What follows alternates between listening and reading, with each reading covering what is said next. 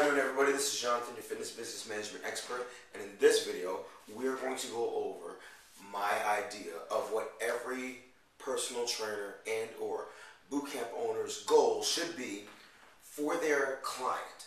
All right. So yesterday, I was having a conversation with one of the trainers, Philip, and he just brought something up that I think is worth noting. Where he works at a gym in addition to running the Pompton Plains location, and he was just telling me about his relationship with other trainers, and it's a gym where your clients where a client signs up for a personal training package, and they could at any time sign up or be paired up with any particular trainer. So he had one client in particular who he did not really feel he was getting along with, and his main issue was the fact that he felt that she was too dependent. So the main trainer that I guess she got used to kind of like held her hand throughout the entirety of the workout. Exercises that she wasn't strong enough to do, he kind of made it so that she was able to do it. And I know that as I explained it, it may sound like a bad thing, but it was actually to the point where he said that she could not count her own reps. She couldn't really remember what exercise she was doing. She was 100% completely, totally, and invariably reliable on Phil for the entire workout. And she had been training for a couple of months. And Phil said that he had it.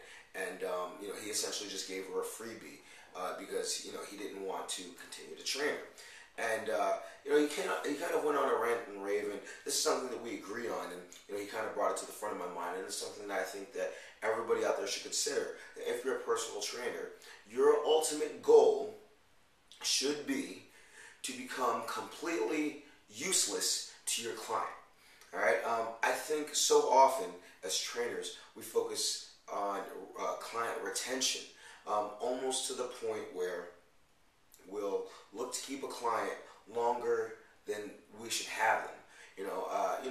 There are trainers that have clients that they've been training for 3 years, 4 years, 5 years, and there's nothing wrong with that because I have clients that I've been training for a year or more.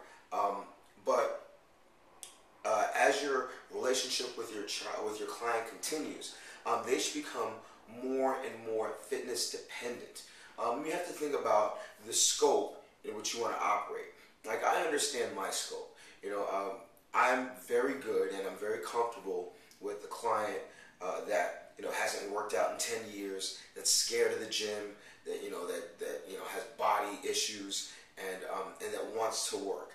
Like, I can take somebody that's 30 pounds overweight and get them to a workable body fat. Like, I can take somebody that's 40% body fat and bring them to 25% body fat. That's like my thing.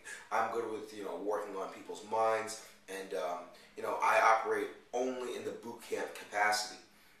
And it brings to mind one of the clients that I have in particular. Her name is Jen. I recently got into CrossFit. I think CrossFit is cool, and I went to my first CrossFit competition, and I've been training Jen for a year and a half or so, almost 2 years, and I was watching the competition, and I immediately texted her and I said, what, you would be great for CrossFit. Let's try to find you a box. Maybe you should sign up. And then her thing was, but what about boot camp? I can't afford both.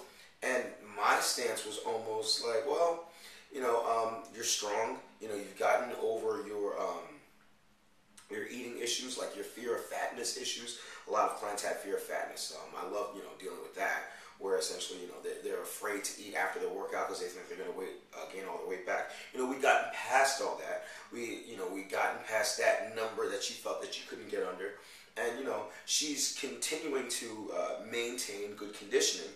It's just that I wanted her to go further. And, I'm not going to move. I have BFF boot camp. That's my thing. It's always going to attract these kinds of clients. And yes, does it cater toward, high-performing athletes? Sure. But for this client in particular, this Jen, I know that she wanted certain, she wanted to accomplish certain things, and I don't do Olympic lifts in my boot camp. If I wanted to get back into personal training, I probably could train her really well. I would have to do a lot more research because I haven't, spent a lot of time in that specific area. But it's just not my thing. And going back to the conversation with Philip, your goal is to exhaust all of your knowledge onto your client so that they can train themselves. Your goal is for them to eventually not need you. And it's not a bad thing if they need somebody else. Like there are a lot of trainers out there that do like my brother, for instance. He's really good with speed training. So if I had a client who wanted to get to a guy client who wanted to get to 10% body fat, okay, I get him there. Okay, Jonathan, I want to do speed training. We don't really do speed training in the boot camp. Perhaps you want to see so and so. And I think that's something that's missing in the industry. Trainers don't like to refer out to other trainers, almost as if they feel that they're admitting that they are incapable. If nothing else, it just shows that you have a specialty and that you care about your client, and that you know that you've had your client for this amount of time, and it's time for them to move on. The other thing that I think trainers struggle with is the loss of income, not understanding and not believing that there's going to be another person coming along that struggled with the same issues that your previous client got over, and you can do it all over again. My buddy Jason introduced me to the something called the vacuum theory, and I hope I explained it correctly. The vacuum theory essentially says that your life is full. All right, so your client book is full, and you have a client. Let's call her Mary, who you've gotten to great shape, and you really just have nothing else to offer her. Like, she could run through your workouts, she could teach your workouts, and that's the mark of a great trainer, to have instilled that much information and that much expertise into your client, where she just gets it. She could do it on her own. The vacuum theory essentially says that while you're full, you can't take any more new experiences, new information, new whatever in. For instance, I've had friends that I grew up with, and for one reason or another, we just grow apart. We have different interests, but you kind of hang on to that friend because you've known them since you were like 9 years old. And I'm speaking of one in particular, but what I found was as I let relationships go, new relationships that I need to take me to a higher level just magically appear. So the vacuum theory essentially says that if you create space in your life, it will be filled up with something, just as long as your intentions are good. So I don't think you should concern yourself so much with losing your clients or losing the income, because when you're good at what you do, and if you're somebody that gets results, your client is a great ad for you, and you can just continue to operate in your space instead of racking your brain doing something that you're not totally committed and totally an expert at. Like, I could get into speed training, and it's not that I'm lazy, that I don't want to work, to get more knowledge. It's just that I enjoy what I do so much that I'd much rather, if I had somebody that needed, some area that I'm not an expert in, I'd much rather say, okay, you know what, you go over there. And here's the great part about it. Jen never left. She's just trying to find a way to do boot camp and CrossFit at the same time. And when your clients love you, and when you love your clients, things like that will happen. She wants to continue to go.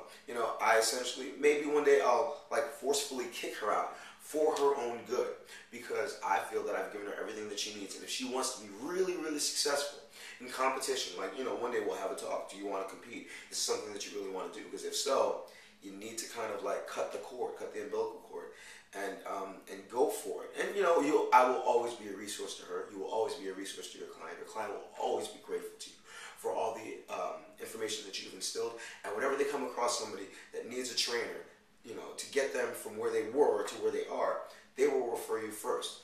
So when you think about giving your clients a lot of success and progressing them, don't be afraid to refer out. Refer out to other trainers. Establish connections with other trainers.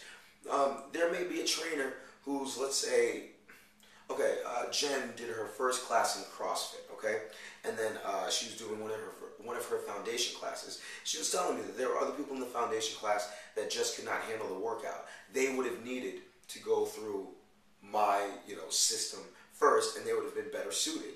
And because she built up her endurance and certain levels of strength and balance with me, the foundation classes were easier for her, whereas the others, they just weren't. It's going to be a much steeper learning curve than it has to be, because of their just inherent lack of balance and or coordination.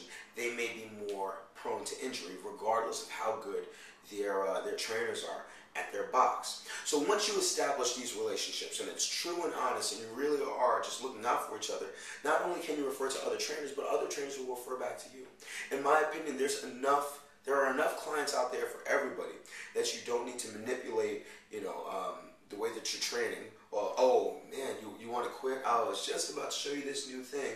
Or you don't need to kind of try to go outside your scope in an area that you're not an expert in, that you can't benefit the client to, the best of your ability. Refer out. Exhaust yourself. Pour everything that you understand, where you want to get people, and from where you can start them. And then, pour yourself out, give them a timeline, let them know this is what I can do for you. And then when you're done, give them options. They may not leave you. You trainers out there that have had clients for 2 or 3 years, you know why they stay with you? Because they really just enjoy your training.